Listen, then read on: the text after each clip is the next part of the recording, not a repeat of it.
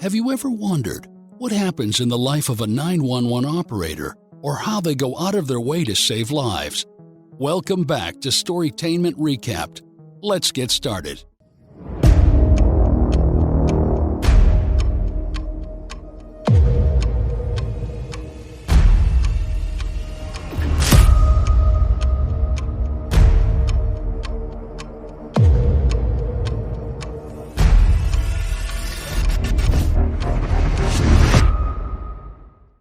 The movie is The Call, released in 2013, an American psychological crime thriller. In this movie, Jordan Turner is a veteran 911 operator. She works at the Hive, as her coworkers call it. The Hive is compact and work-centric. 911, where's your emergency? Jodie begins her day. She is focused and sounds professional. She loses a caller who is suicidal and becomes frustrated. Who knew the job would be this hard, right? She receives a call from another caller whom she seems to be familiar with. He flirts with her. She tells him the line is for emergencies only. I try to stay out of trouble, okay, darling? And their conversation comes to an end, but not without her smiling. Who was this guy? Her man? Maybe. Just then, her boyfriend, a handsome LAPD officer, Paul Phillips, is a colleague at the center. I guess the caller isn't her man after all. Later, they're alone together during her break. She returns to her desk again and receives a call from a helpless teenage girl, Leah Templeton. She is immediately worried. A man has broken into her home and she is scared. Jordan tries to calm her and sends for dispatch. Some police officers respond and drive to the scene. That should have made anyone feel comfortable, but they're still miles away from the scene. Officers are on their way, sweetheart, okay? Jordan assures her of her safety. The man breaks the windows at the back and Jordan tells her to hide upstairs. The man enters. We don't see his face. Leah is scared for her life and races upstairs. Jordan tells her not to hang up. I'm upstairs at my room, but the door won't lock. Leah cries. Jordan is starting to feel really tense. The atmosphere is starting to tense. She asks her to find a window in the room just as the man enters the room. He searches around the room for Leah, but he cannot find where she's hiding. The man suspects Leah has jumped from the balcony when he sees her slippers at the bottom of the balcony. He races downstairs. Leah is under the bed. The call disconnects just as the intruder heads downstairs. Jordan calls Leah back. That decision costs Leah her life. The ringing phone gives away Leah's location to the intruder. Leah is scared, realizing the intruder had come back upstairs. This is getting even scarier. The intruder pulls Leah out from underneath the bed and she screams. Jordan tries to talk him out of harming Leah over the phone, but he doesn't listen. Sadly, we all know what will happen next. The intruder says into the phone and hangs up. He stabs Leah. Jordan is distraught. Jordan is disturbed. Jordan starts to have nightmares of Leah's murder. What happened to Leah would leave anyone traumatized. The next day, Jordan hears news of Leah missing on her way to work. She is terrified and starts to have difficulties doing her job. She panics when she receives a call and can hardly catch her breath. Poor Jordan. She is terrified. She feels a little bit of relief when Terrence, the caller who flirts with her, calls her. She is all smiles, and for a moment we feel relieved too, but it was short-lived.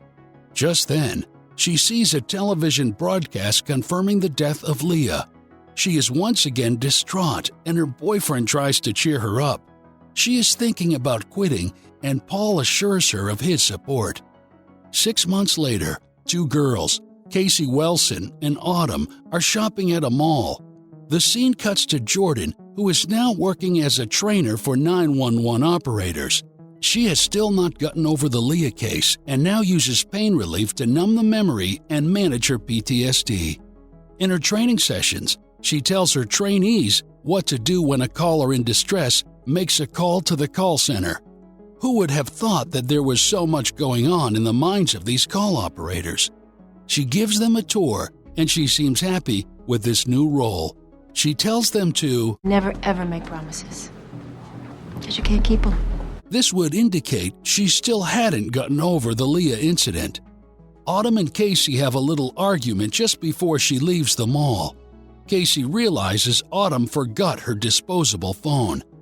While arguing with her mom, she is kidnapped at the mall garage by a man who is named Michael Foster. Here we go again. Casey is forced into the trunk of his car. It's a red Toyota. Casey wakes up in the trunk of Michael's car and panics. He is playing loud music so no one can hear. Casey has Autumn's disposable phone and uses it to call. A rookie operator picks up the phone but is unable to handle it. Casey is crying over the phone. Jordan has to step in when Casey starts to freak out. She is still not over the last incident. She is starting to feel anxious and lose her cool, but her supervisor calms her, and Jordan picks herself up. Casey asks Jordan to promise her she'll find her, but Jordan says she and Casey have to work together to help Jordan find her. Jordan asks Casey to talk her through the situation. Soon after, a police helicopter is hovering around the city in search of Casey. Paul is one of the dispatch officers en route to the scene. He recognizes Jordan's voice. It's good to hear your voice again, Jordan. He tells her, and there is a brief smile on Jordan's face. Jordan asks Casey to kick out the taillights, and she is able to. The taillights fall out, but Michael is unaware of what is going on. Jordan then asks her to place her hands out and begin to wave it to catch the attention of other cars. Casey does this.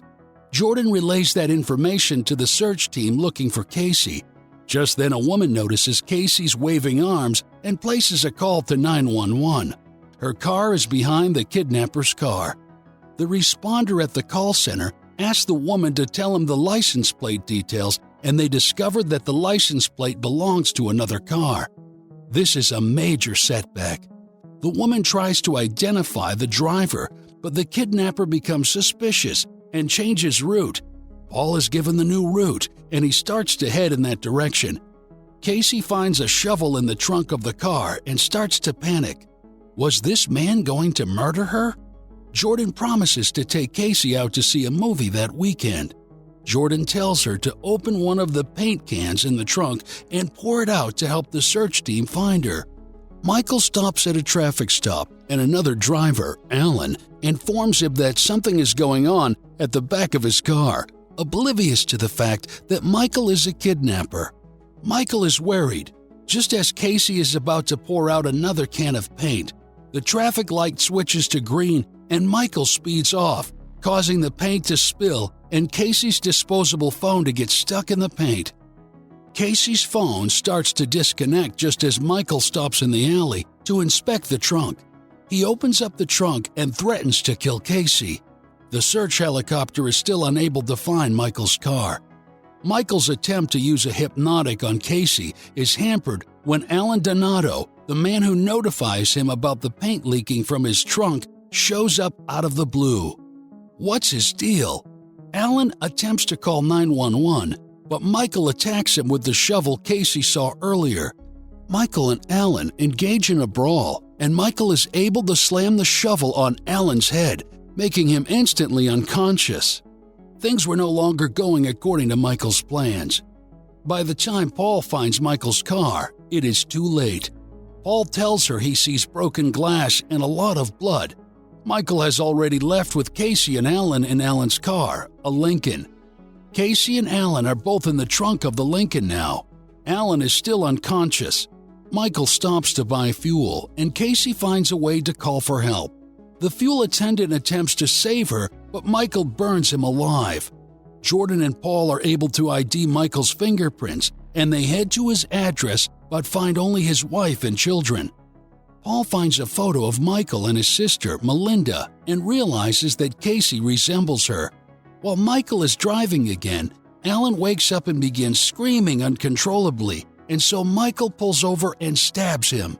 When Michael arrives at his destination, he removes Casey from the trunk and discovers the disposable phone in her pocket with 911 listening on the line. Jordan tells him that his identity is uncovered and advises him to surrender himself and not hurt the girl. Before he smashes the phone, Michael says, "It's already done."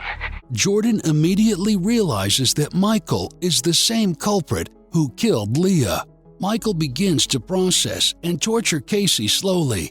Jordan is determined to save Casey, so she goes in search of Casey and tracks her to Michael's old house. Jordan accidentally drops her phone down the cellar and climbs down without calling the police. While investigating the cellar, Jordan spots Michael and hides. Jordan discovers that Michael had incestuous feelings toward his sister, Melinda, and when she fell ill and died, Michael was unhappy. Michael has a prop head that he keeps in the cellar that he treats like his sister. He has also been scalping and killing young girls who have similar blonde hair, trying to find scalps that match his sister's hair. Jordan finds Casey strapped down to a foldable wheelchair and attacks Michael, who is about to lacerate Casey's scalp. She frees Casey and both make an attempt to escape the cellar. Casey stabs Michael in the back with a pair of scissors. Jordan and Casey kick him back down into the cellar, making him unconscious. While he is unconscious, they tie him to the same chair Casey was restrained to. When Michael regains consciousness, the two women tell him their plan to leave him there to die and claim that Casey had escaped and was found by Jordan in the woods. Michael shouts and pleads with them, but Jordan replies using his own words, It's already done. and then locks the door. Thank you, and see you next time.